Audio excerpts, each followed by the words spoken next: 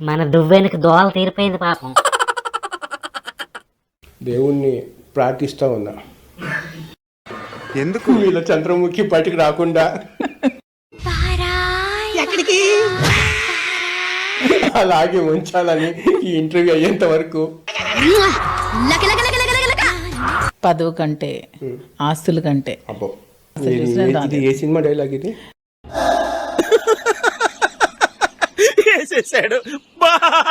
శ్రీనివాస్ గారికి తినడానికి కూడా ఫుడ్ పెట్టే వాళ్ళు లేనప్పుడు మీరు ఎలా మాట్లాడుతున్నావు అంటే తినడానికి తిండి లేనప్పుడు నేను తిండి పెట్టాను అన్నట్టుగా మాట్లాడుతున్నాను. మీరు ఏదో పిల్లపుకు మాటలు నువ్వు. కానీ ప్రజలు మిమ్మల్ని ఎలాగా హీరో స్థాయిలో లెవెల్లో చూస్తారా, ఒక విలన్ లేడీ విలన్ లాగా చూస్తారా? Hero hero hero hero hero hero hero hero hero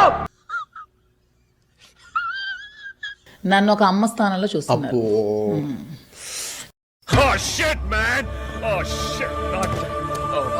అంటే మదర్ తెరిసాలాగా చూస్తారు అంటున్నారా? అలా డిసైడ్ అయిపోయారా? సెకండ్ ఇవ్వండి చచ్చిపోతా. ఇలాగ దూరం చేసే పార్టీ వాళ్ళు రేటింగ్ కోసం మీరు ఏది పడతారు మాట్లాడతారనిపిస్తుందండి. లేకపోతే ఇంటర్వ్యూ చేస్తే టీఆర్పీ రేటింగ్స్ మీరు అలా అనిపిస్తుంది. లేకపోతే ఏదో కష్టపడి మళ్ళీ వ్యాపారం మొదలు పెట్టాం. ఏ వ్యాపారం చేస్తారు? పెట్రోల్ బావలయ్యా, తోడు కూడా అమ్ముకోవడమే. సో బిజినెస్ రన్ చేస్తున్నట్టు. అంటే టెక్కిలో దొరికే వస్తువులు తీసుకొచ్చి చేస్తారా? అది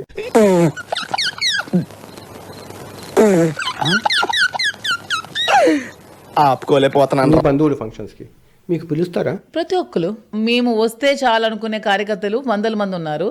మేము ఎప్పుడు వస్తామని వెయిట్ చేసే కార్యకర్తలు వేలల్లో ఉన్నారు.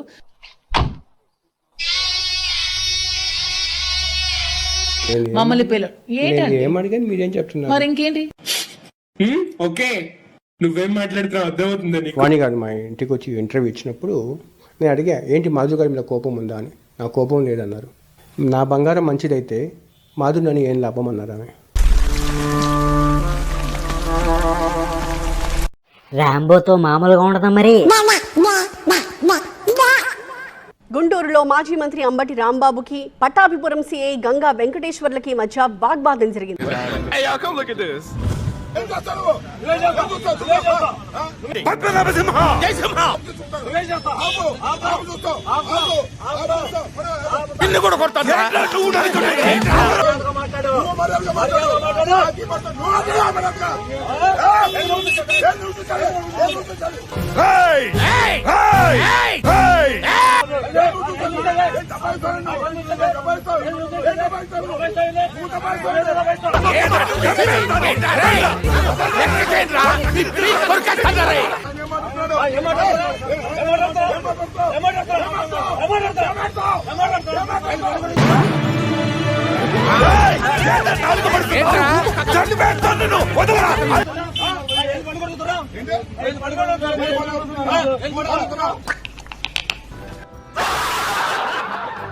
మన రాజేంద్రుడు ఏ బ్రాండ్ తాకాడో కానీ ఆయన ఏం మాట్లాడుతున్నాడు ఆయనకి అర్థం కావట్లేదు పాపం.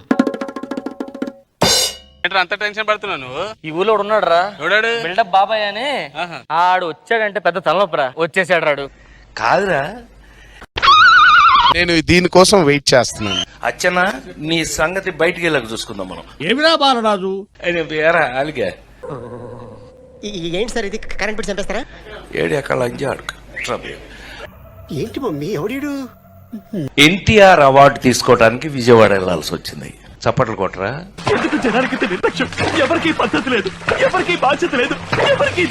బుద్ధుందా లేదా నాకు? ఎన్టీఆర్ అవార్డు అని చప్పట కొట్టరా. పిచ్చోడు గురించి వెంటనే కానీ లైవ్ లో ఇదే చూడటం ఏంటి? బ్రెయిన్ పోయిందా అందరికి? అలా లేదా నేను బాధపడాలా? నాకేం అర్థమైతలేదు. చెప్పు కొట్టించుకోవడం ఏంటన్నయ్య? దానికి కొట్టకపోతే నీకు సిగ్గు లేనట్లు లెక్క. ఎన్టీ రామారావు ఇంట్లో గొడ్ల చావిట్లో పుట్టాను నేను. గుడి దగ్గర చెవులో పువ్వులు పెట్టుకుని చాలా మంది ఉంటారు, వాళ్ళకి చెప్పుగా. రామారావు అమ్మ రామారావుని నువ్వు చూడటం తప్ప పొడిచేదేవి లేదని మాకు అర్థమైంది. వీడు నా చేతిలో పుట్టాడు, వీడిని జాగ్రత్తగా చూసుకోండి. Is it true Bhavani? ఎవరి కోసం అది చించాను అంటే అది నిజం కాదు. నా కోసం కామెడీని ఒక హీరో చేసుకుని ఎక్కడి నుంచి వస్తున్నారు రా బాబు మీరంతా?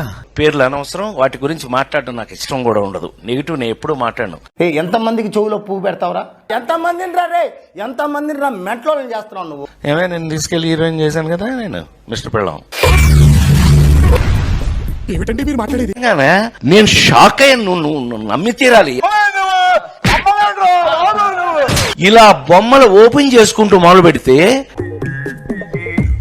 సేమ్ పండు కోతి లెక్కన ఉన్నవరా. ఏంట్రా ఏంటి గొడవలా కొట్టేసుకుంటున్నారా?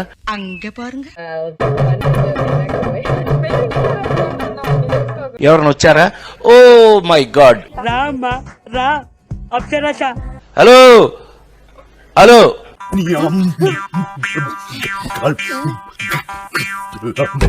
అల్లుడు నువ్వు ఆ కూతురు అలాగే మింగే వినాలి ఇది.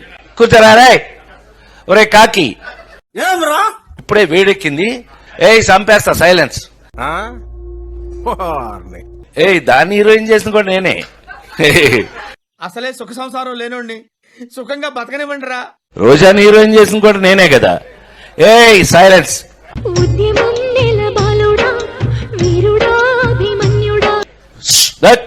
సైలెన్స్. కూర్చోవే. ఎరా శరత్ గా ఎవరన్నా కొడుకు నిన్ను తీసుకెళ్ళి అక్కడ పెట్టింది కూడా నేనే.